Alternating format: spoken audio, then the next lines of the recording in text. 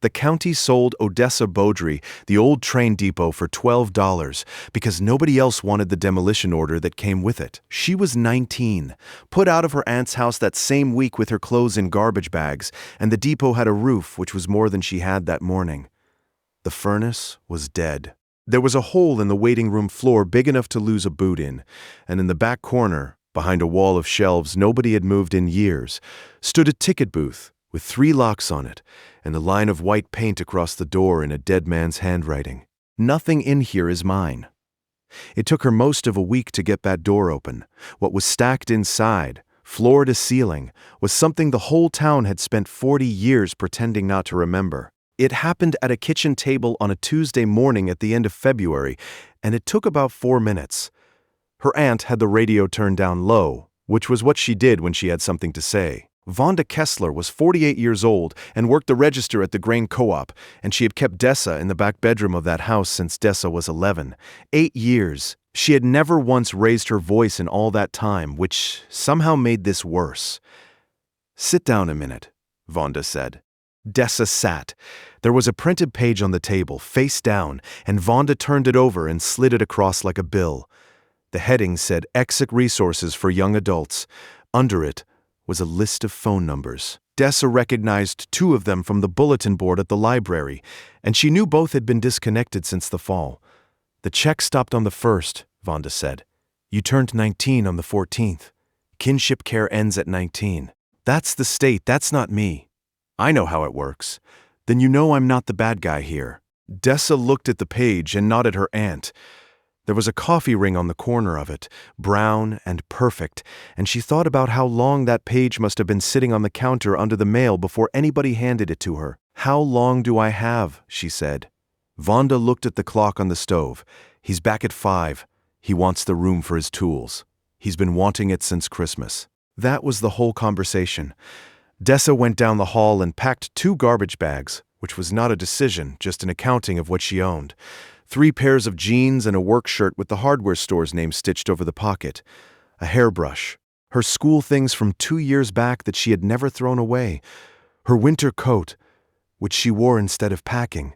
At the bottom of the second bag, under everything, she put a child's boot, brown leather, laced small enough to sit in her palm. 1 boot, no mate. She had carried it since she was 11 years old, and she had never told a living soul why it was in there. Mostly because she did not have a good answer. Vonda drove her out to the highway. She pulled over by the co-op sign where the county bus stopped twice a day, and she took 2 20s out of the coffee can she kept under the seat and pressed them into Dessa's hand and held on a second longer than she needed to. "Call me when you land somewhere," Vonda said. Her eyes were wet. That was the part Dessa could not get past for weeks afterward, that her aunt sat there crying about it and did it anyway. And that Dessa was the one who ended up saying it was fine. Then the truck pulled out, and it was 10 after 9 in the morning, and she was standing on the shoulder of a state highway with everything she had in. 2 bags. $91. 40 from the coffee can. 51 saved out of what Hollis Sipp paid her under the table for cutting keys. She counted it twice on the first night, and once every night after, which is a thing people do when the number is the only thing they can control. The laundromat stayed warm until 9. There was a supper at the church basement on Wednesdays, and nobody there asked questions. And the woman who ran it slid an extra roll into Dessa's coat pocket without comment. The rest of it she spent on the back step of the co-op, tucked in behind the propane tanks where the wind came off the fields and had to go around the building to get to her. 4 nights. On the 4th one, it got down to 19 degrees, and she did not sleep at all. And when the sun came up, she walked into town, because walking was warmer than sitting. The hardware store opened at 7. Hollis Sippe was already behind the back counter with the key machine, a heavy man in his 60s who breathed like there was gravel in it, and he looked at her over his glasses for about 2 seconds. "You look like somebody who slept sitting up," he said. "I'm fine." "That's so." He set a paper cup of coffee on the glass case and pushed it toward her. "Blanks are in the second drawer. School district wants 40 keys by noon. Cash, same as always, and I don't ask questions." She cut keys for 3 hours. It was the best she had felt since the kitchen table, because a key blank does not care about your situation. It only cares whether you hold it steady. Hollis half sold a pair of work boots at the other end of the bench, and neither of them said anything for a long time. And that was on purpose. Around 11, he set down his all. "Vonda put you out. The check stopped." He wiped his hands on his apron. "You got a plan or you got a direction?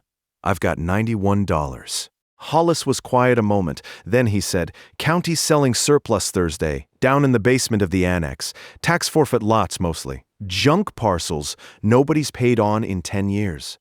I can't buy a lot. You're not listening. The minimum bid on that stuff isn't market value. It's whatever it costs the county to record the deed. $12. Last I looked at a list." Dessa put down the key she was holding. "Nobody sells a building for $12. They do when the building comes with an order on it." He leaned back on his stool. "Whoever buys the depot inherits the demolition. County wants it down, and they'd love for somebody else to pay for it. That's why it's been on the list 4 years and nobody's touched it."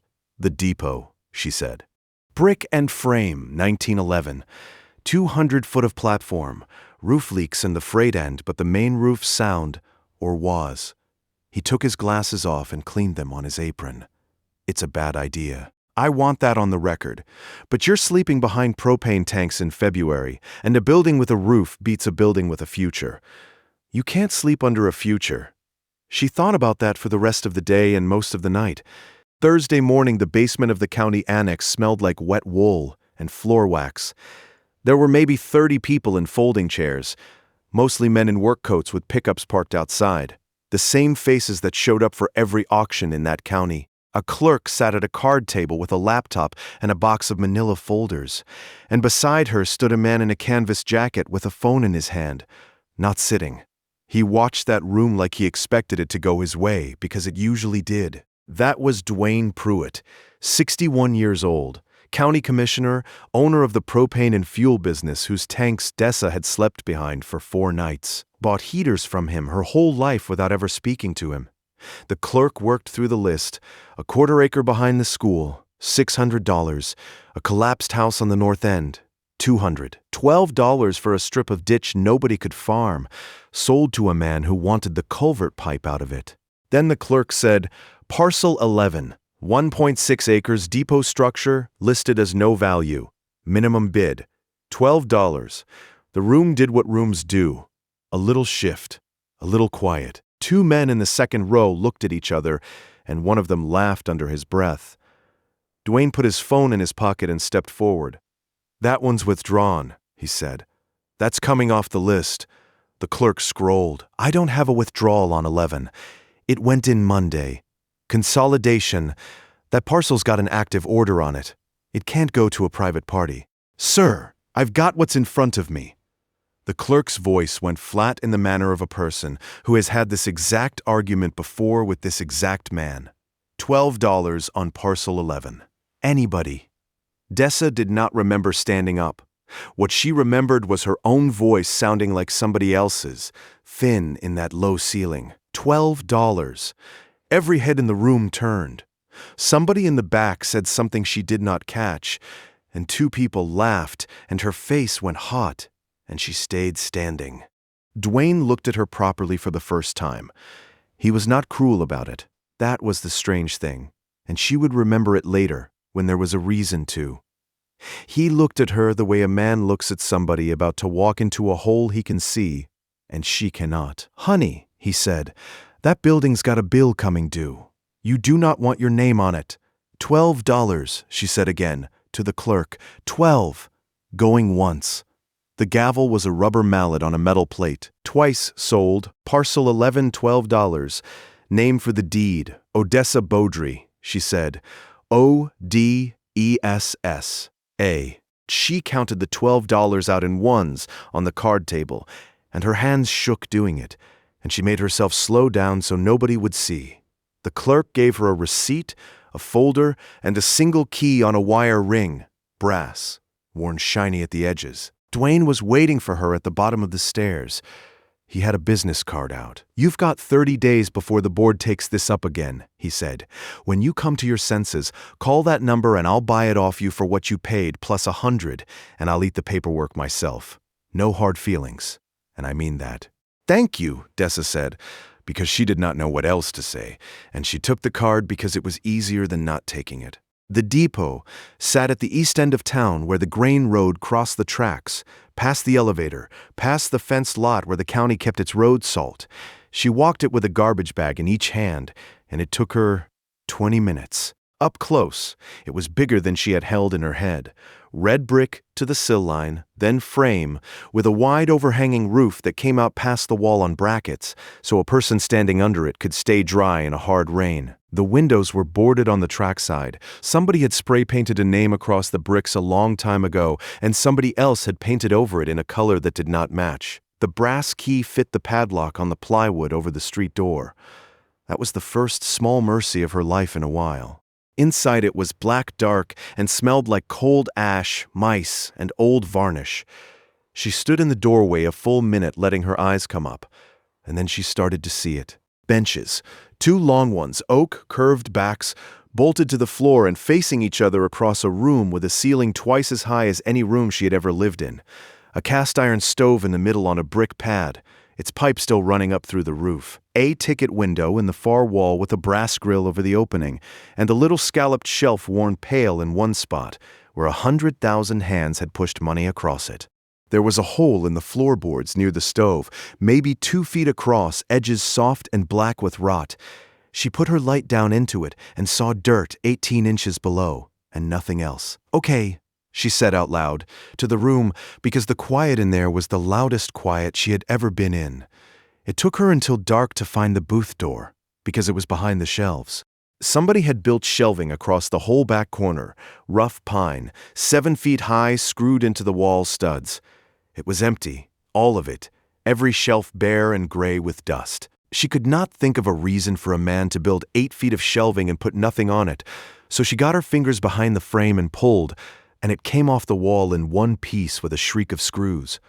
Behind it was a door. Narrow, 4-panel, painted a dark green that had gone almost black, 3 locks on it, a brass rim lock at the knob, and above that a hasp with a padlock, and above that, screwed straight through the door and into the jamb, a second hasp with a heavy square lock stamped with a railroad's name. And, across the middle of the door, painted in white in a careful hand that had run out of room and squeezed the last 2 letters in. 6 words.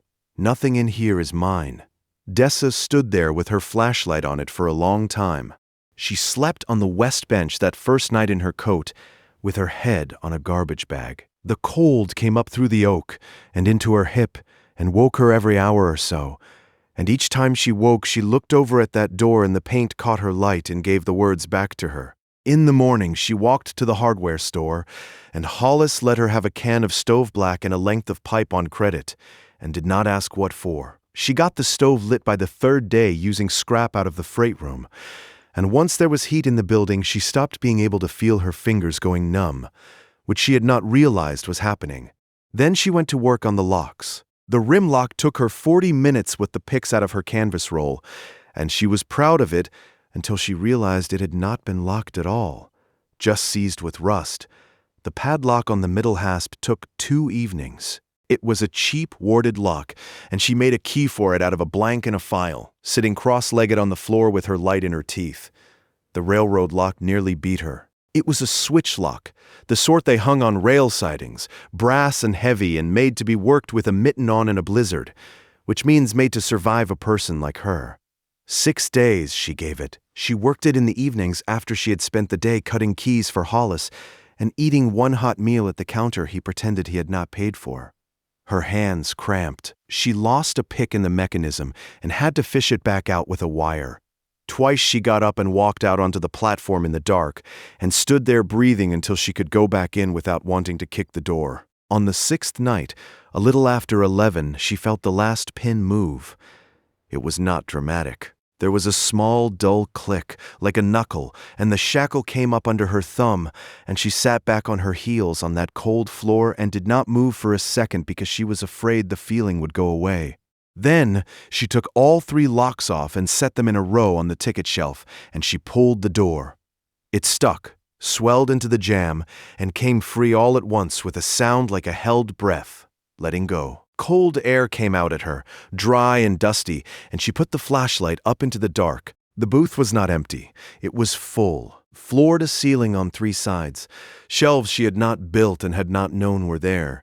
And every shelf packed tight with paper sacks and shoe boxes and bundles tied in twine.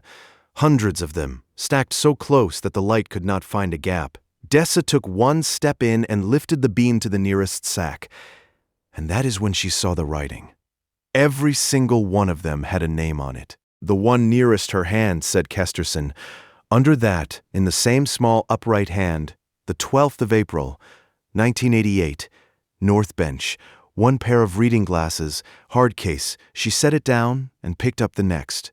Delgado. The 3rd of June, 1991, West Platform, under the ramp, 1 boy's baseball glove, left hand, name inked in the pocket. The next was a shoebox with twine around it. Ferris, October 1979, sold on the 410, seat 11, 1 canvas bank bag, feed store contents counted and listed, C-book. Dessa sat down on the floor of that booth, with her back against the counter and read labels for 2 hours.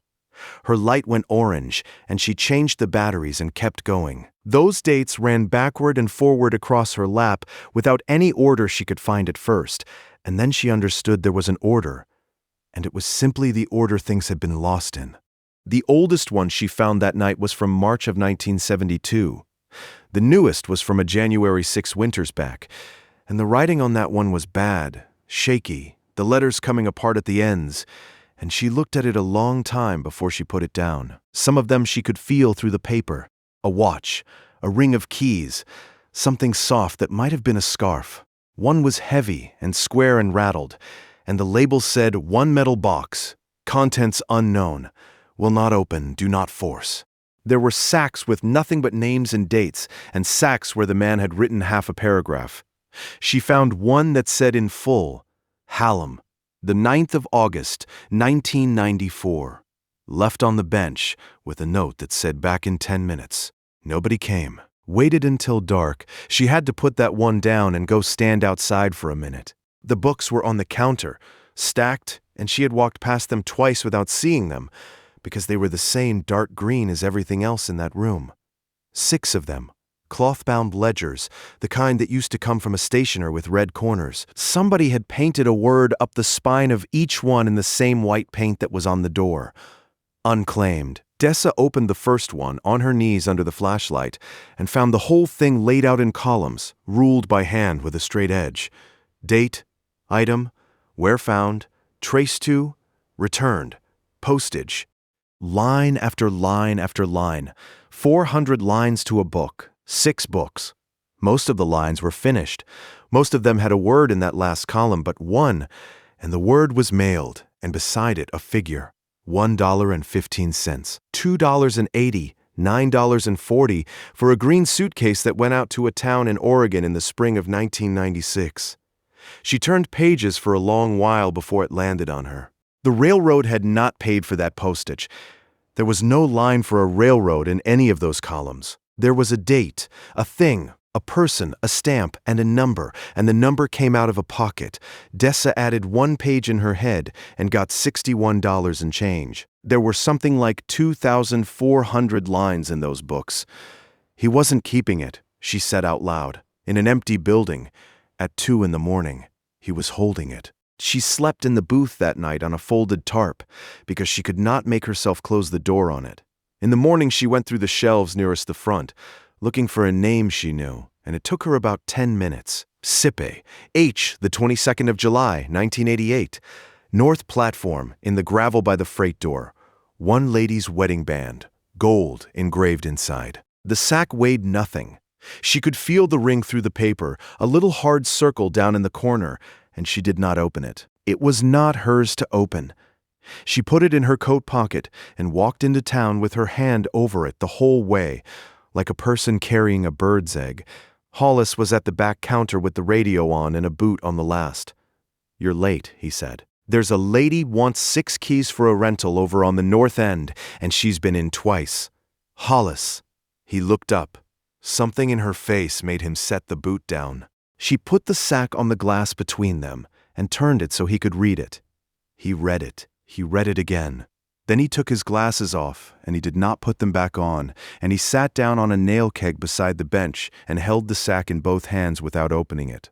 July of '88, he said. Yes, sir. That was the fair week. She wore that thing loose after the second baby. We always said we'd get it sized. We never did. His voice had gone down into the gravel. She lost it at the fairgrounds, she said. We went back out there with a rake, both of us, on our hands and knees in that stubble for 2 days. She cried about it every anniversary for 19 years. He opened the sack then. He tipped it and the ring came out into his palm, gold gone dull, and he turned it to the window light and read the inside of it. 2 letters and a date, and his mouth went hard. She never lost it at the fair, he said. She came down here to put my mother on the 410. Dessa did not say anything. He came to my store, Hollis said. Otway, 3 times. He closed his hand around the ring. 3 times, and every time I told him I didn't want anything out of that building. Last time was maybe 2010. He stood right about where you're standing, and he had a paper sack in his hand, and I said, Ott, take your junk and get out of my store. You didn't know. I didn't ask. He looked up at her, and his eyes were red at the rims. There's a difference, and I'm 66 years old, so don't you sit there and tell me there isn't. They stayed quiet a minute. Out front the door chimed, and somebody wandered into the paint aisle and wandered back out again. Tell me about him, Dessa said. So Hollis told her, in pieces over the next hour, while she cut 6 keys for a rental on the North End. Wesley Otway came on at that depot as a clerk in 1972, 20 years old out of a town 2 counties east. He made agent in 1980. Thin, formal, a tie to work every day of his life, and he had a habit of standing at the ticket grill with his hands flat on the shelf that people read as stuck up, when it was probably just shy. He never married. The job came with 3 rooms behind the office, and he lived in them.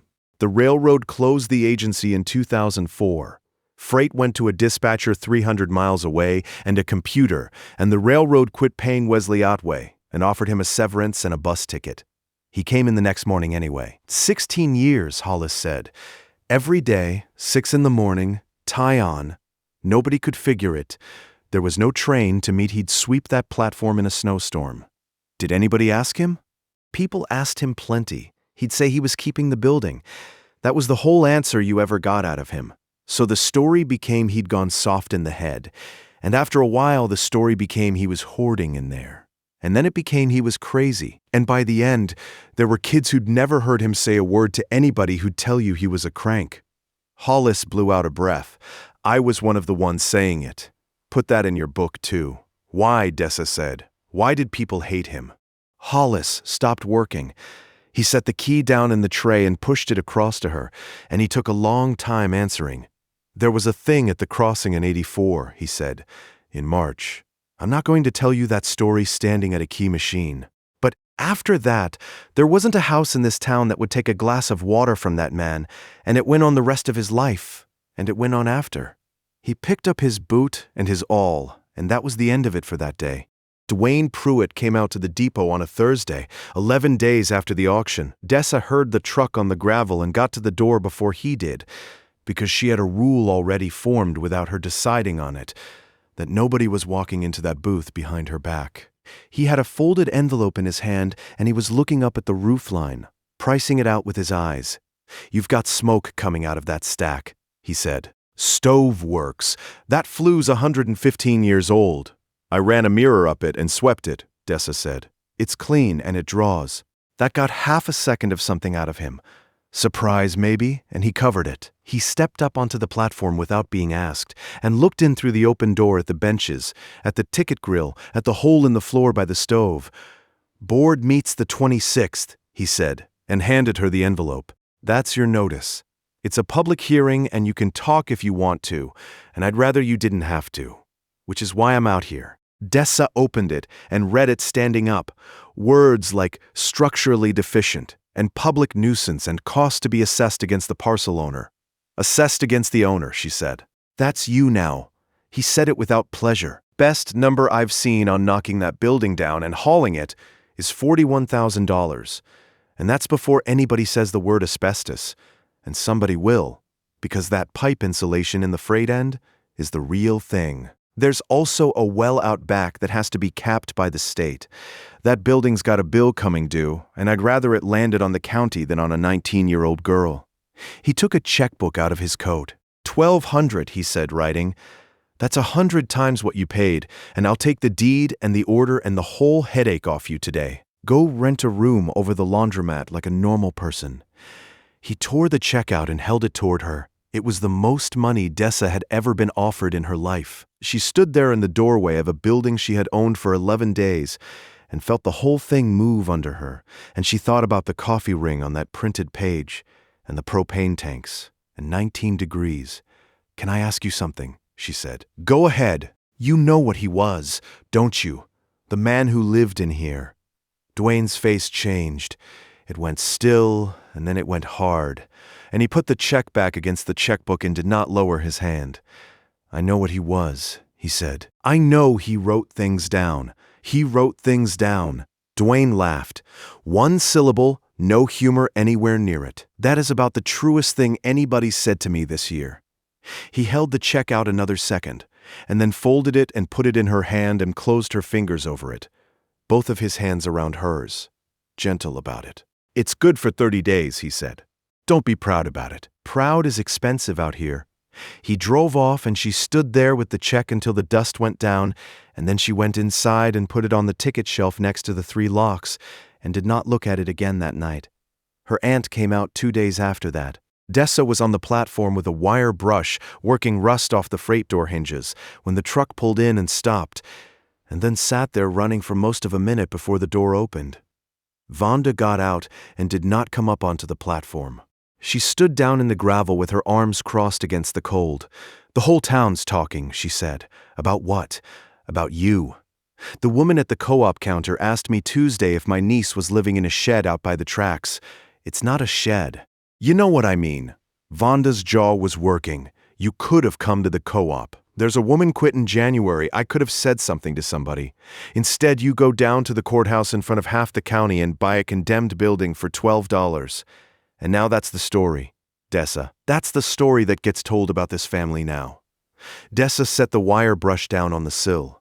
"You put me on the highway with 2 bags, she said. "Don't. I'm not being smart. I'm telling you what happened because you keep talking about the story." Her voice did not go up. That was the thing she was proudest of later. "You want a different story?" There was a different thing to do. Vonda's eyes went bright and she looked off down the tracks and got hold of it. "Come home," she said. "Tonight. I'll deal with him." Where would I sleep? Vonda did not answer that. She stood in the gravel a while longer, and then she said, "There's a cold front Sunday. 12 degrees," and got back in the truck and left, and never once said the thing she had actually driven out there to say. Dessa did not find out what it was for another 6 weeks. She worked the booth every night that week. There was a system by then. She had cleared the ticket counter, and she was pulling 20 sacks at a time, reading each label out loud, writing the name and date in a spiral notebook so she could match it against the books. The books were the real thing. She understood that by the 4th night, the sacks were what was left. The books were what he did. 2,400 lines, and most of them finished. Mailed, mailed. Given to daughter, mailed. Left with pastor. Mailed, returned, mailed again to new address. Hand delivered to hospital in Wichita, and beside that one, no postage at all, just the word gas and a figure.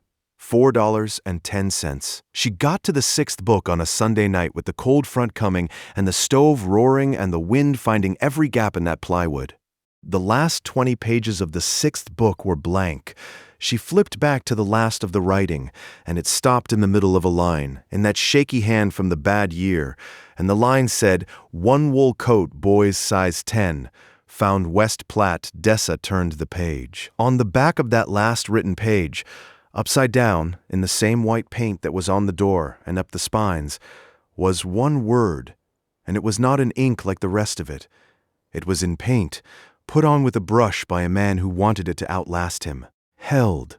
Under it, 14 names. She read them out loud in that empty building, one at a time, with the wind going. Held. Kesterson, D. moved, no forwarding, wrote the sister in Tulsa, came back, held, Ferris. Bank bag, store closed 1983. Nobody to give it to. Held. Sippe H went to the store, would not take it, went again, held. Hallam, note said 10 minutes. Held. Pruitt went to the house, could not. There were 9 more. She read every one. Then she got to the bottom of that page, and the last line on it was written smaller than the others, squeezed in against the margin, and it stopped her breathing for a second. Held. Beaudry. J. Dessa sat very still. Then she moved the flashlight closer, because there were 3 more words after her mother's name, and she needed to be certain of them. Held separate. See safe. She turned the light down toward the floor by her knee, at the squat iron box under the ticket counter. Painted the same dark green as everything else in that room, with a nickel dial on the front of it and a scratch through the middle of the numbers. She had been setting her coffee on it for 11 days. The safe did not open that night, or the next one, or in the 3 weeks after that. Dessa knew enough about locks to know what she was up against. A floor safe with a nickel dial is not a padlock. There are 2 ways into one, the combination and a cutting torch, and a torch would take the door off and burn everything inside it. She tried the numbers a person tries. The year the depot was built. The year he started. Her mother's birthday, which took 3 tries to remember right and did not open it anyway. She put her ear to the door and turned that dial until her wrist ached and heard nothing at all. On the last night of it, she sat on the floor with her forehead against the cold iron. "Come on," she said. "You left me a note about it. You wanted me to have it." The safe sat there. It had been sitting there since before her mother was born. So she did what Hollis would have told her to do, which was to quit fighting the locks she could not beat and go work the ones she could. The tire shop out on the state road had 1 bay and a hand-lettered sign, and the man who ran it was 52 years old and had a bad knee and a way of talking to a car like it owed him money. Dessa waited until he came out from under a truck and wiped his hands. "Are you the Delgado on this?" she said, and turned the sack so he could read it. He read it. He read the date. Then he took the sack out of her hands without asking, and turned his back to her, which she understood, and stood facing the pegboard wall for a while. "June of '91, he said. "I was 9. "Yes, sir. My mother put me on that train to my grandmother's in Kansas City every summer, and I hated it every single year. He was working the twine off with his thumbnail. I had this glove I'd saved for. $16, mowing yards. I set it down on the ramp to get my bag up the step, and the train started moving. The glove came out stiff as a board and dark with age. He put his hand into it anyway, and it did not go, because his hand had been 9 years old the last time it fit. They told me it was gone, he said. They said, Freddie, things you leave on a train are gone. That's how the world is. He wrote your name down. He stood there, holding a child's baseball glove in a garage that smelled like rubber and hot metal, and he did not say anything else for a while. You got a car, he said finally. No, sir. Well, he cleared his throat. When you do, you bring it here. The second one was harder. The sack was from 1974, and it held a discharge certificate, a purple heart in a flat blue case, and a folded flag no bigger than a napkin. Left in the waiting room on a bench by a woman who had come to meet a train and had been given the wrong day.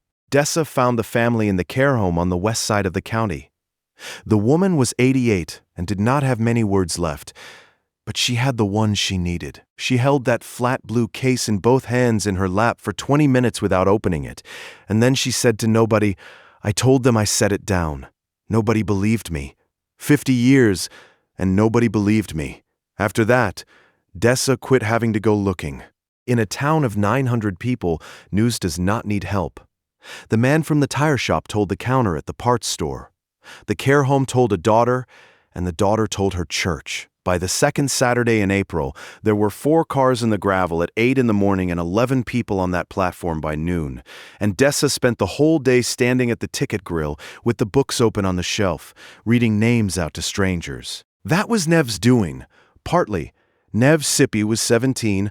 Hollis's granddaughter worked the counter at the co-op 3 afternoons a week and knew every phone number in the county by heart. She came out the first Saturday to bring her grandfather's message about a load of lumber, saw the booth with the door open and the shelves packed to the ceiling, and stood there with her phone up for 4 straight minutes without saying a word. "How many are there?" she finally said. "I've counted 1,411. 1,400. Neve lowered the phone. 1,400 people stuff. Some people are in there twice. Dessa. Neve turned around slowly in the middle of that room. "They're going to knock this down on the 26th. I know when it is." "No." Neve held up the phone. "You're not hearing me. Nobody tears down a building that's still holding people's stuff. They can't. Not if everybody knows." She posted it that night. 2 minutes of video, no music, just the beam of Dessa's flashlight walking along a shelf and the labels going by, and her own voice off camera reading them out. Kesterson, 1988. Delgado, 1994. Note said 10 minutes.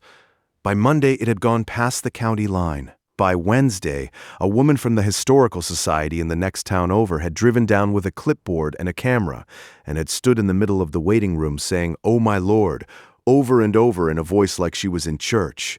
What came after that was not money. Dessa wants people to understand that, because when she tells it now, people always assume the next part is a check from somewhere. What came was a coffee urn. The church women brought it out on the 3rd Saturday. A 40-cup stainless thing they used for funerals, and they set it on a card table under the ticket grill and ran a cord to the one outlet in that room that worked. And after that, there was coffee in the waiting room every Saturday, whether Dessa was there or not. The next weekend, a man she had never met backed a trailer up to the platform with a load of 2x8s and a bucket of joist hangers. And he crawled under the floor by the stove and closed that hole up in an afternoon. And when she tried to ask what she owed him, he said, "My mother's rosary's in there somewhere. Find it, and we'll call it square." Somebody cleaned the flue properly. Somebody put real glass in 2 of the 4 boarded windows. Hollis sent out an electric heater and a 50-foot cord and a note that said, "Do not run this and the coffee pot at the same time, or you will find out where the fuse box is." Dwayne Pruitt came back on the 15th of April. He walked the platform end to end before he came inside. Dessa watched him do it through the new glass, and she noticed that he never once looked at the booth. Not through the door, not at the shelves, nothing. His eyes went past it and came back and went past it again. "You've got people out here on Saturdays," he said. "Yes, sir." "You got a permit for a public assembly? Any insurance on this building? You got any idea what happens to you personally if one of those church ladies puts a foot through that floor? The floor's fixed. That's one hole." He set a manila folder on the bench. "State inspector was out at the well Tuesday. It has to be capped, it's a hazard, and it's $4,000 and it's yours. Pipe insulation in the freight end tested positive Wednesday. Abatement's $22,000, and that's before they touch the roof." Dessa looked at the folder and did not pick it up. "You've been busy," she said. "I've been doing my job." He said it evenly. "You think I like driving out here? I've got a granddaughter your age." "Then why?" Dwayne sat down on the bench. It was the first time he had sat down in that room, and it changed something in him, and Dessa watched him decide how much to say. "Because that building is a liability the county has been carrying for 20 years, and every year it gets worse and cheaper to fix now than later," he said. "And because there is nothing in here worth keeping. Nothing. And people are out here on a Saturday morning acting like there is. There's 1,400 sacks in that room with people's names on them. There's 1,400 pieces of trash in that room," Dwayne said, and his voice came up for the first time, and then he got hold of it and put his hand flat on his knee. "I've got a job for you. Office, front counter, $13 an hour to start, and there's a room over the shop I'll let you have for $100 a month, and it's warm and it locks. You take the $1,200, you sign the deed over to the county, and you start Monday, and this whole thing goes away and nobody thinks less of you." It was, she understood even at the time, a genuinely kind offer from a man who believed he was rescuing her. Dessa reached into her coat pocket and took out the check he had given her 3 weeks before, folded and gone soft at the crease from riding around with her, and she put it on the bench beside the folder. "You can have the lot," she said. "I'm keeping the list. Dwayne looked at that check for a long moment. Then he picked it up and stood and did not argue, which was somehow worse than arguing. "The 26th, he said. 7 o'clock. Bring the coat. That room's cold." She wants people to know about the night of the 21st, too, because she does not think it should get left out. The cold front that came through that week was the last, one of the spring and the worst. Her stove could not keep up. The wind came in off the fields and found the gap under the freight door, and the electric heater tripped the fuse at midnight, and she could not find the box in the dark. And she sat on the west bench at 2 in the morning in her coat and a blanket with her hands inside her sleeves. She had the folder on her lap, $1,000 for the well, and $22,000 for the abatement, and $41,000 to tear it down, and $91 had become $48, and $13 an hour was more money than anybody in her family had ever made. She got a pen out. She actually did that, and she sat there in the dark of a building she owned and put that pen on the county's form and got as far as the O in Odessa. Then she went into the booth instead and sat on the floor with the books, which is what she did when she could not do anything else. And she stayed in there until it got light. Neve came out at 9 that morning with 2 breakfast sandwiches and started setting up her phone on a stack of pallets to shoot the shelves again. "Don't," Dessa said. "It's for the hearing. If enough people see it, they can't just—" "I said don't." It came out of her too loud and too fast, and it kept coming. "You get to go home. You film it, and you post it, and you go home and eat dinner, and it's a story you're telling. And I'm the one sitting in here at 2 in the morning, and it's my name on the paper. Neve, it's my name, so stop pointing that thing at my life." Neve stood there holding her phone. Dessa heard the whole thing land in the room after she said it. That is the worst part of a thing like that, the couple of seconds after. "Okay," Neve said quietly. She put the phone in her pocket. "I'll go, Neve." "No, it's fine." She was already at the door. "It's not fine, but it's fine." She came back the next day because she was 17 and better than Dessa deserved that week, and neither of them mentioned it, and Dessa did not apologize for 4 more days. And when she finally did, it came out wrong. Some things do.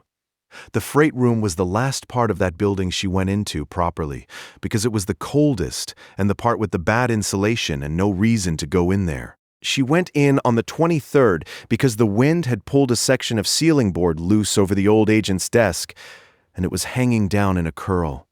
She got up on the desk with a flat bar to take it off clean. There was a space up there between the boards and the roof joists, maybe 6 inches, and it was not empty.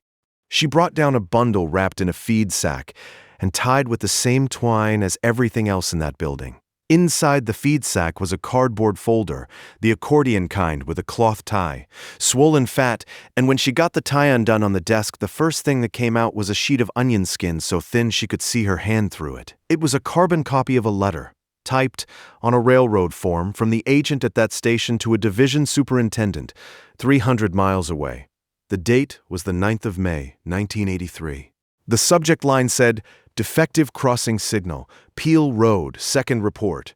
If you have made it this far into Dessa's story, take a second and hit subscribe, because what was in that folder is the part I have been waiting to tell you." There were 11 of them. 11 letters, 1 a month, May of 1983 through February of 1984. Every one a carbon of a typed report on a railroad form, and every one about the same 800 feet of road. The signal at that crossing was dark. It had quit in April, and it had never come back on. The letters got shorter as they went, and flatter, because he had stopped expecting an answer. The 4th one said the flasher units have now been inoperative for 116 days. Number 7 said, "I have again put out lanterns on my own time and my own expense, and I am aware this is not adequate."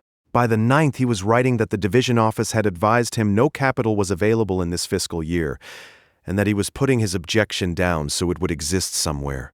The 11th one, dated the 2nd of February 1984, was 4 lines long.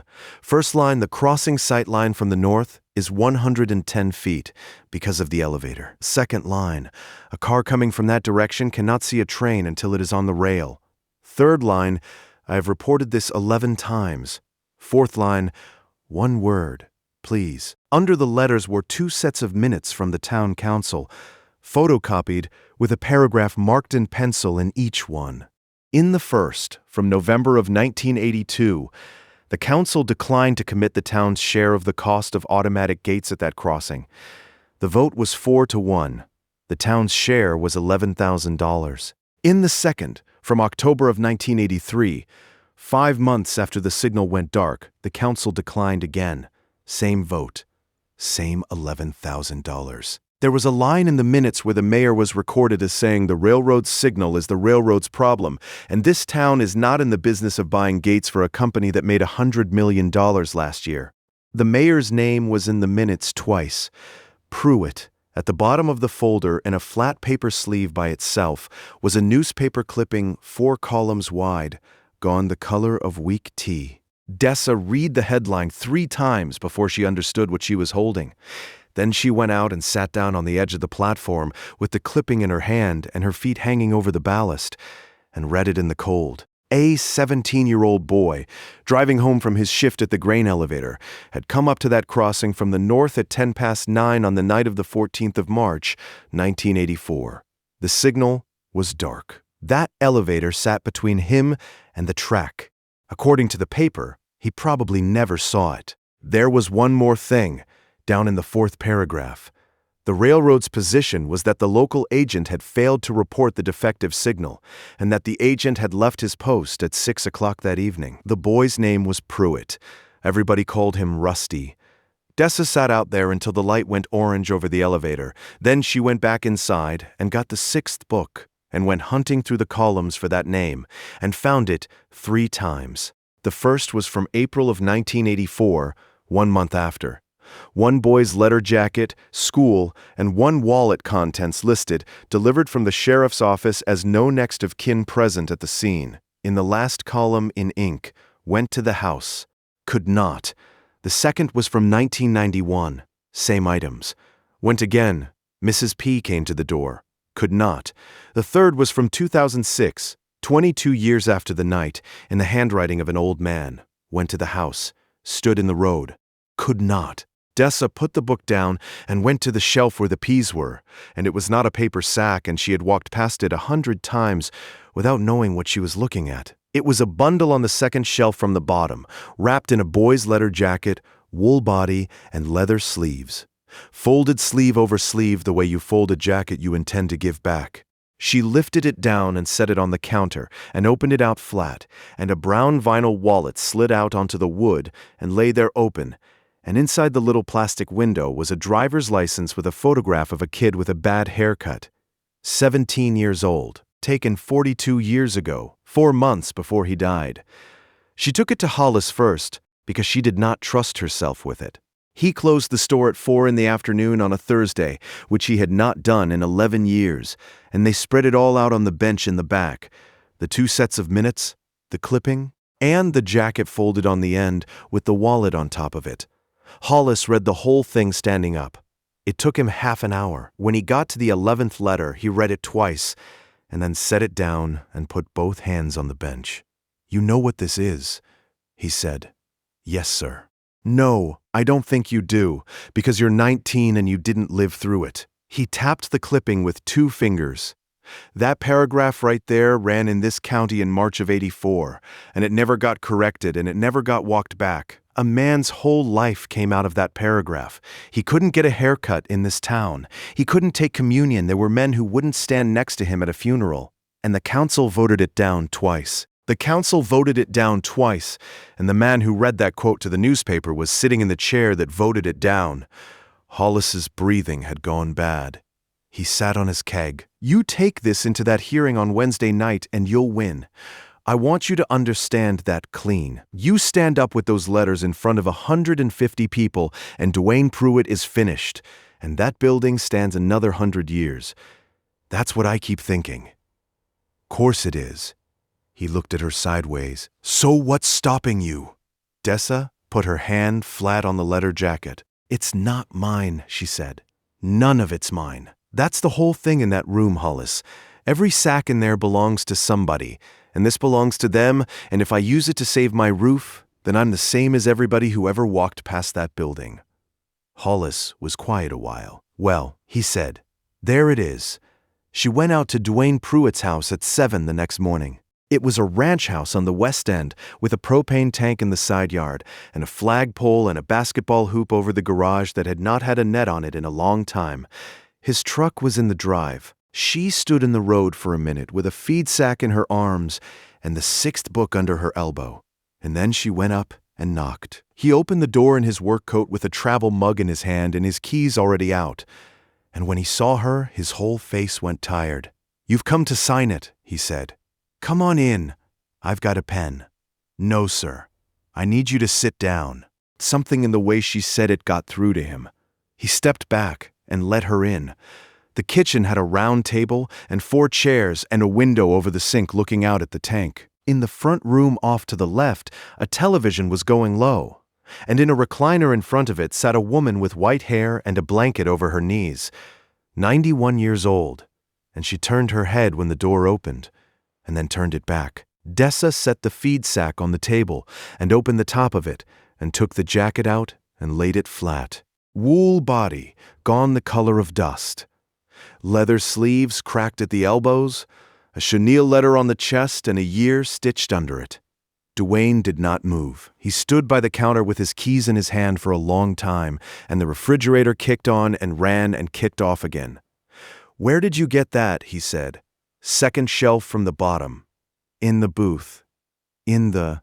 He stopped. "In that building. It was in that building since April of 1984.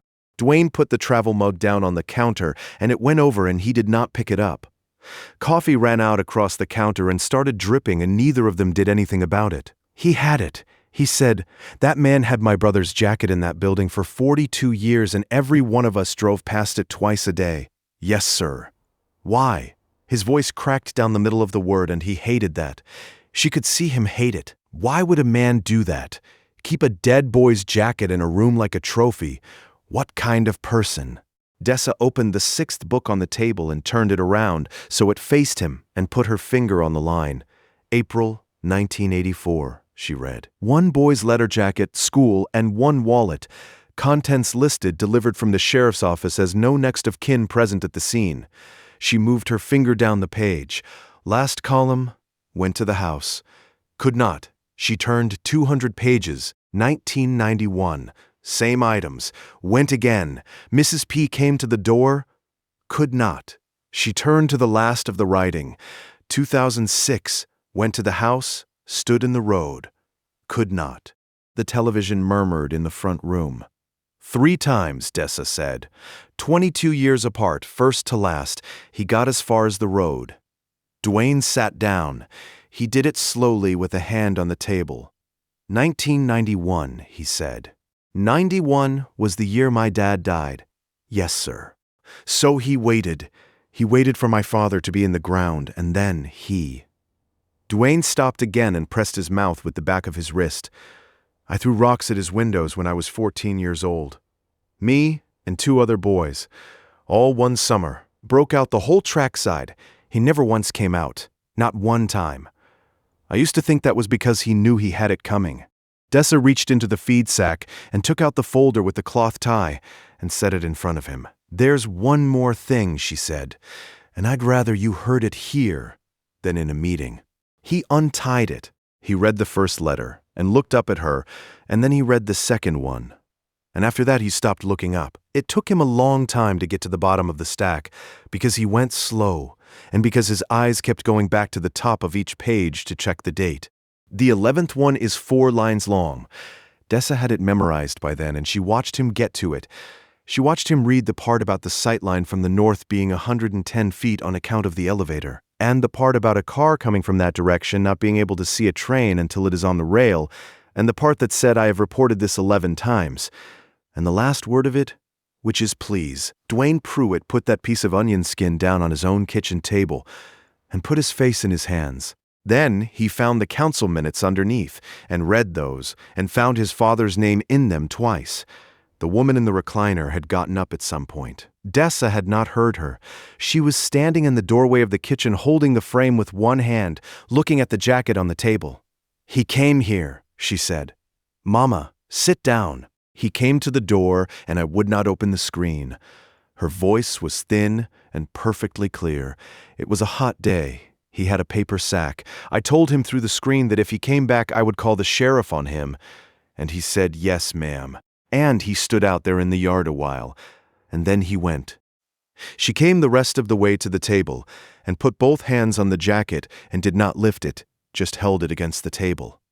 "I'd like this in my room," she said. Dwayne got up and helped her carry it in, and Dessa stood in that kitchen alone with the coffee still dripping off the counter onto the floor. And when he came back, he stood in the doorway and did not sit down. "You need to go now," he said. "I'm not being ugly with you. I just need you to not be in my house." "Yes, sir." She left the wallet on the table. She had not shown him what was in it, and she never did, and as far as she knows, he opened it that morning by himself, and she has never once asked. The board met on the 26th of April at 7 in the evening in the meeting room on the second floor of the annex. They had to open the doors to the hall. There were 140 folding chairs, and everyone was full by 20 till, and people stood 3 deep along the back wall and out into the stairwell. The churchwomen were there.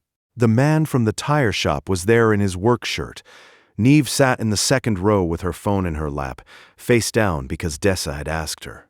Dessa had 3 minutes on the agenda and a page of notes in her coat pocket that she had rewritten 9 times. She never used them. Dwayne Pruitt chaired that meeting. He called the item, which was listed as demolition authorization, Parcel 11, and then he took off his reading glasses and held them in his hand. "Before we take this up," he said, "I'm going to read something into the record." The room got quiet in stages. He read the letter from the 2nd of February, 1984. He read it straight through in a flat voice without stopping and without explaining. And when he got to the last word, he stopped and stood there. Nobody in that room said anything at all. Dessa heard a chair leg move somewhere in the back, and that was it. "That was written by Wesley Otway," Dwayne said, "from the depot at the east end of this town to the division office 40 days before my brother was killed at the Peel Road crossing. It was the 11th one he wrote. I've got the other 10 here. I've also got the minutes of this body from November of 1982 and October of 1983, where this town declined twice to pay $11,000 toward automatic gates at that crossing." He put his glasses back on. "My father chaired the second one of those meetings," he said. "I've spent 42 years of my life blaming a man who was the only person in this county who put anything in writing. I'd like the minutes to show that." The clerk's hands were going on the keyboard and stopped and started again. Dwayne moved to table the demolition indefinitely. He moved that the county pay for the survey and clear the title on the parcel, since it was the county that had let the paperwork go bad. He moved that the abatement in the freight end be carried by the county, because the county held the deed when that insulation went in. The woman from the Historical Society got 2 minutes and used them to say the words State Register of Historic Places and Preservation Grant and matching funds, and to say that in her professional opinion, the 6 ledger books in that building were of more historical value than the building was. The vote was 5-0. Afterward, it took Dessa 40 minutes to get out of that room because people kept stopping her. Somebody put a folded 20 in her coat pocket, and she never found out who. An old man gripped her hand hard and said a name at her, and she wrote it in her notebook and found it on a shelf. 2 days later, her aunt's truck was in the lot when she finally got outside, parked crooked under the light with the tailgate down. There were 7 cardboard boxes in the bed. Vonda was standing at the back of it with her arms crossed. She had come to the meeting and had not sat with Dessa and had not spoken to her. And Dessa had known she was there the whole time from the sound of her cough. "These are hers," Vonda said, "your mother's. They've been in my shed 8 years. Dessa put a hand on the tailgate. 8 years. I should have given them to you when you turned 18.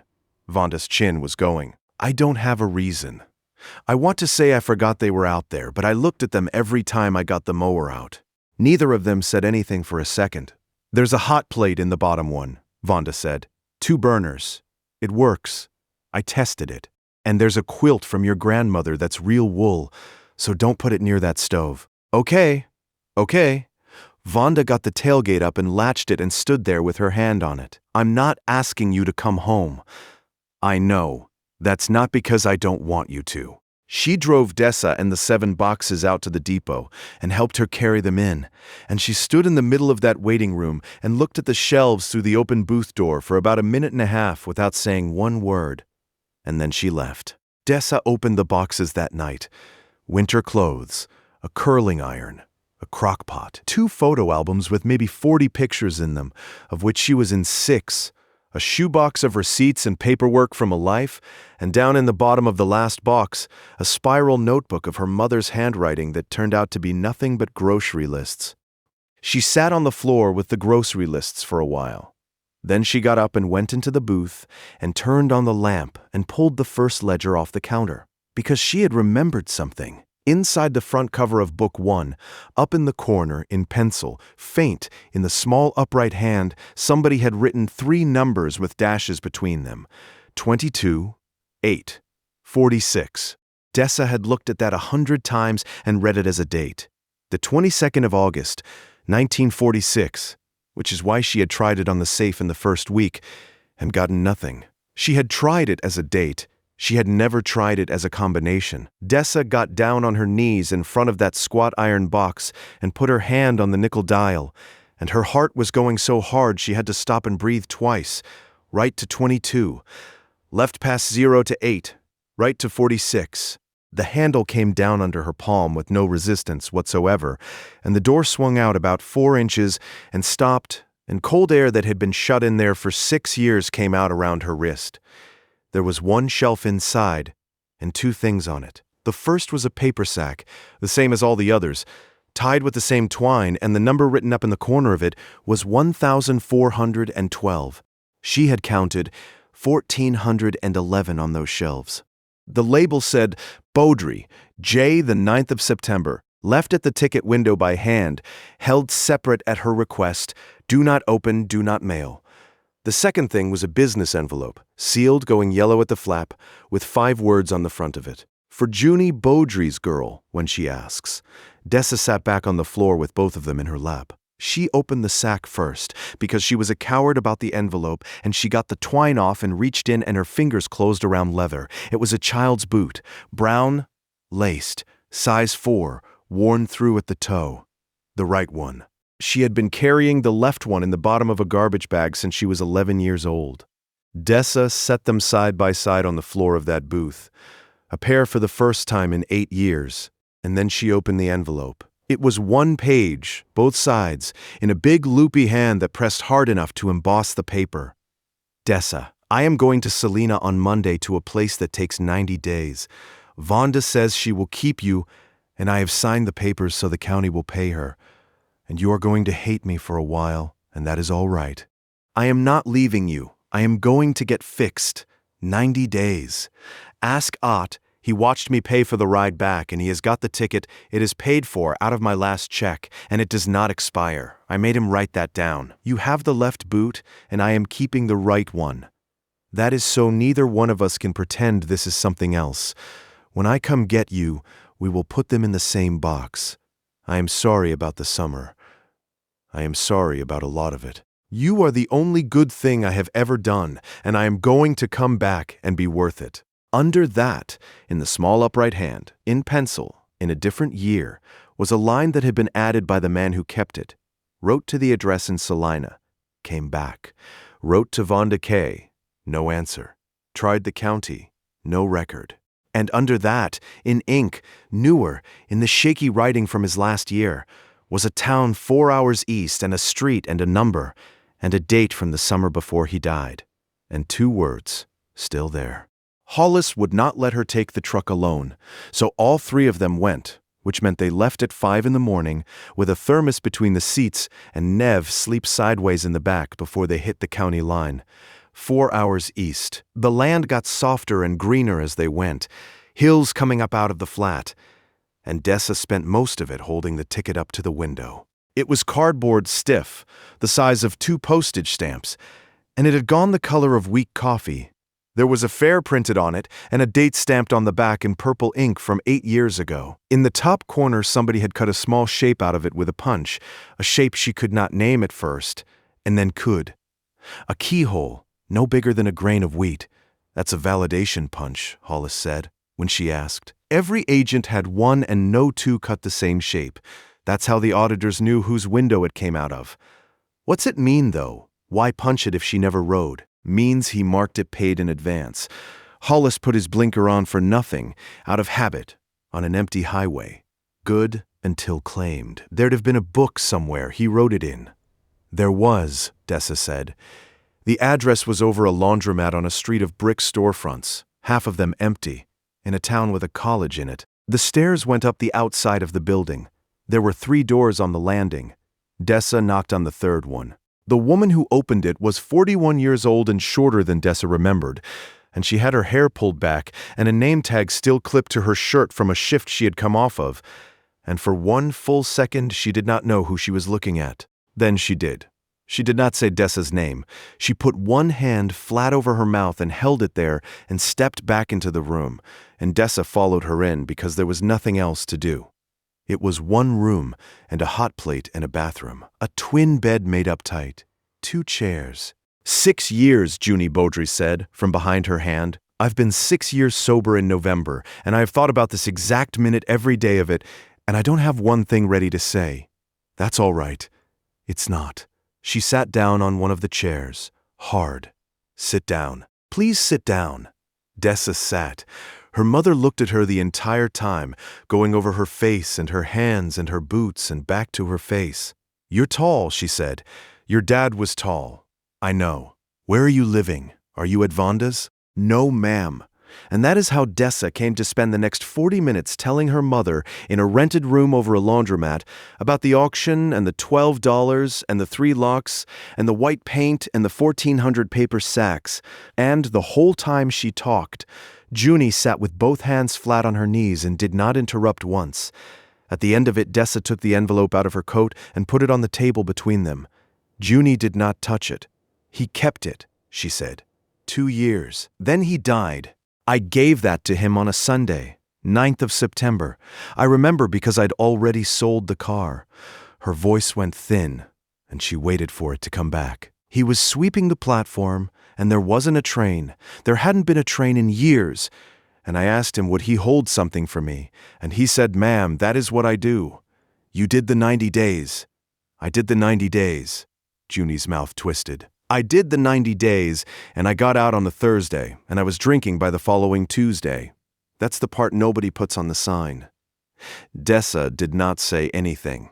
I went back in twice. I was in the county jail in Salina 11 days. Then there were about 2 years I can't account for, and I'm not going to sit here and pretend for you. She rubbed her thumb along the edge of the table. I had 90 days in me. I did not have the getting back part in me. And every year that went by, the door got heavier, and then 1 year it was too heavy to be a door anymore. It was a wall. You could have called? Yes. Vonda's number never changed. I know it. Junie looked up. I'm not going to give you a reason, because there isn't one that holds. There's just what I did. That was the moment Dessa had been building toward for 8 years without knowing it. And the strange part, the part she still cannot explain to people, is that she did not feel anything move. She sat in a hard chair in a rented room and looked at her mother's hands and felt nothing but tired. There had been a speech. She had worked on it in the truck. It was gone. There's something under the letter, she said. On the paper. Look at it. Junie opened the envelope then and read her own handwriting from 8 years back and got through it and turned the page over and read the pencil lines at the bottom, wrote to the address in Salina, came back, wrote to Vonda K., no answer, tried the county, no record. Still there. He was looking for me, she said. For 8 years, he put you on a page in the back of a book with 13 other people he couldn't find, and he painted the word held over the top of it in white paint so it wouldn't rub off. Junie put the paper down on the table and pressed it flat with both palms, and cried without making any noise at all, which is a thing a person learns to do in institutions. After a while, she got up and went to the closet and came back with a shoebox and set it in Dessa's lap. Inside were letters, 19 of them, unmailed, no stamps, one for every birthday, including 2 she had missed by the wrong month. I'm not going to make you read those in front of me, Junie said. I wasn't going to. Dessa put the ticket on the table then, the cardboard one with the keyhole cut out of the corner, and pushed it across. That's yours, she said. It's paid for. He wrote it in the book, so it's paid for and it doesn't expire. Junie stared at it. That's not how tickets work. It's how his do. They stood on the landing for a minute at the end, and neither of them was any good at it. Junie hugged her, and Dessa let her and did not hug back. And she has always been honest that this is what happened. "I'm not going to call you Mom," Dessa said. "Not right now. Maybe not for a long time." "Okay, but there's coffee out there on Saturdays. That's a real thing. The church women do it. Anybody can sit in that waiting room. That's the rule I've got." Junie nodded fast 4 or 5 times and did not trust her voice with anything else. In the truck, 20 miles down the highway, Neve finally said, "Are you okay?" And Dessa said, "I don't know yet." And Hollis reached over and turned the radio on, which was the kindest thing anybody did for her that whole day. The roof crew came the second week of May. It was a real crew out of Wichita, paid for out of a small state grant and a matching pledge from a bank in the county seat, and they were up there 9 days on the trackside slope. The county surveyed the parcel in June and recorded a clean deed with her name spelled right. In July, men in white suits took the pipe insulation out of the freight end, and the county paid for it, because the county had put it in. The rest of it, Dessa did herself, or with whoever showed up. She sanded both benches down to bare oak over 6 weeks of evenings and oiled them, and the grain came up gold. She patched the plaster in the waiting room with a hawk and trowel. She taught herself off her phone, badly at first and then not badly. In the old express room, off the platform, she built a counter out of the shelving she had ripped off the wall in February. That is where she works now. She cuts keys, half-soles boots, restitches canvas grain covers and tarp straps for farmers who used to have to drive 60 miles for it. And she rebuilds treadle sewing machines, which turned out to be the money. Because there is one in half the attics in that county, and nobody else within 200 miles will touch them. Some weeks she clears $300. Some weeks she clears $80. She lives in the 3 rooms behind the office, which came with the building, which is the same reason a man named Wesley Otway lived in them for 48 years. The 6 books are behind glass on the wall by the ticket grill, open to a page with postage in the last column, and there is a card under them that Dessa hand-lettered.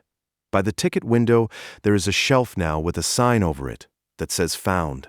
People bring things: a hat off a fence post, a wallet out of a parking lot, somebody's tools left in a field after harvest. She writes a label in her own hand, date and where and what, and she puts a number on it, and she starts at 1413, and she works at finding the person, and mostly she does. "Everything in here belongs to somebody," she says, when people ask her what the depot is. That's the whole job. The hold page took her until August, 13 of the 14, one at a time, and none of them easy. The bank bag from the closed store went to a granddaughter in Colorado. The man whose note said "back in 10 minutes" had died in 1999, and his son took the sack and stood in the waiting room with it and asked Dessa to tell him what the label said, word for word. Twice. She thought that was the end of it.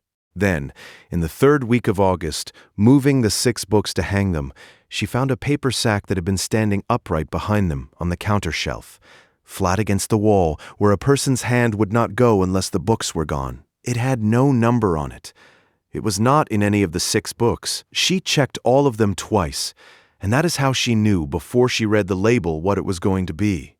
Otway, W. Inside was 1 envelope, stamped, sealed, addressed in ink to a family on the west end of town. The stamp was 20 cents. On the back, in pencil, in 9 different shades of gray from 9 different years, were 9 dates. Dessa did not open it. She drove it out to the propane office in the truck she had bought for $600 in July, and she put it on the counter in front of Dwayne Pruitt, and she said, "This one's not mine either." He read the address on the front. He turned it over and looked at the dates on the back and counted them with his finger.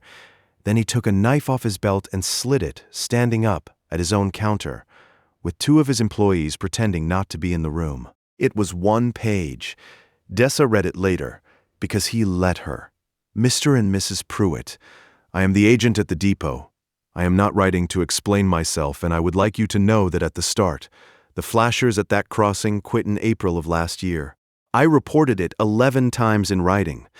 When the signal was dark, I put lanterns out there myself in the evenings on my own time. On the 14th of March, I did not put them out because the division had cut this agency to 8 hours and I went home at 6 o'clock.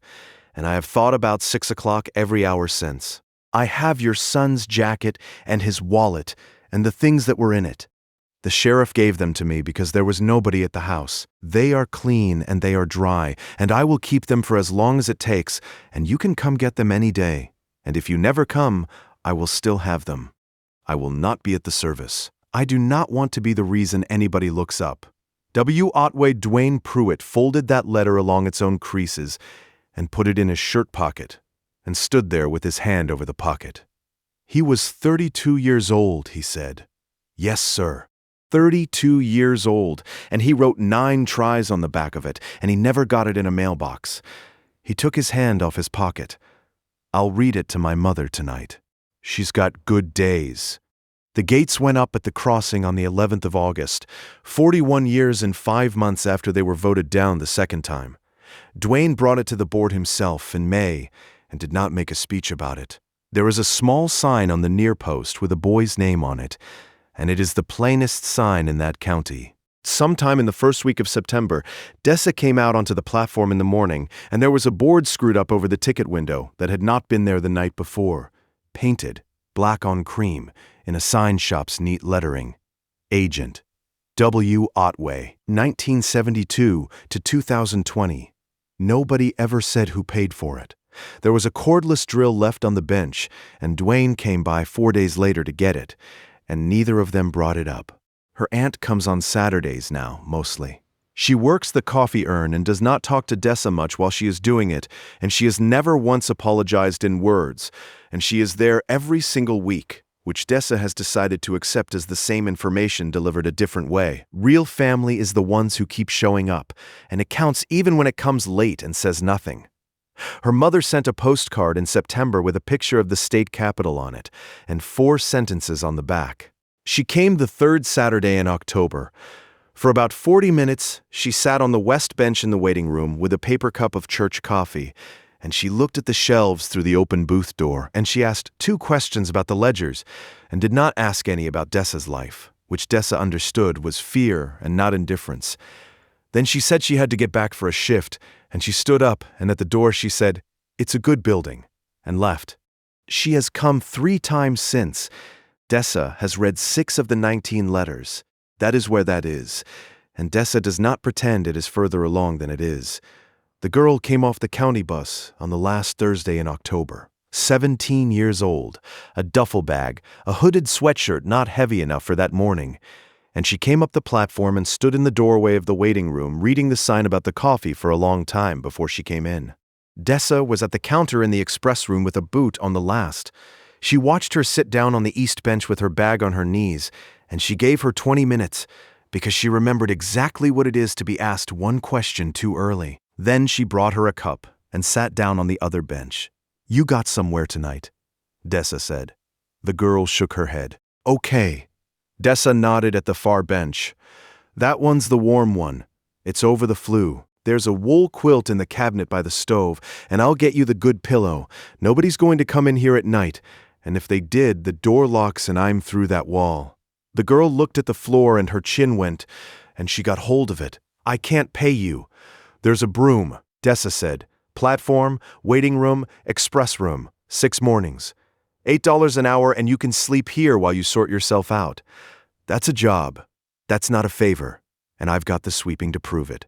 Then she got up and went to the ticket window and pulled open the shallow drawer under the shelf, the one she had emptied out in June, and had left the one thing in. The punch was brass, heavy as a pair of pliers, worn bright at the handles where a thumb had gone for 48 years. There was still a pad of blank ticket stock in there with it, gone soft at the corners. Dessa took a blank off the top and wrote the girl's name on it in her own hand. Under that she wrote the date, and under that, because it is what the book calls for, she wrote the word paid. She had painted a second line on the booth door in July, in white, under the 6 words that were already there, in letters as close to his as she could get them. Anybody who comes in reads both of them together now, which is how she meant it. "Nothing in here is mine. Everything in here belongs to somebody." He used to punch them like this when a person paid ahead. Dessa said, and she set the brass jaws on the corner of the card and squeezed until they met. It means it's already covered. It means it doesn't run out. She handed it across, and the girl turned it over in her fingers. And there in the corner of the paper was the small, clean shape the brass had cut, the one Dessa had gone 4 hours east with in her coat pocket in the spring. A keyhole no bigger than a grain of wheat.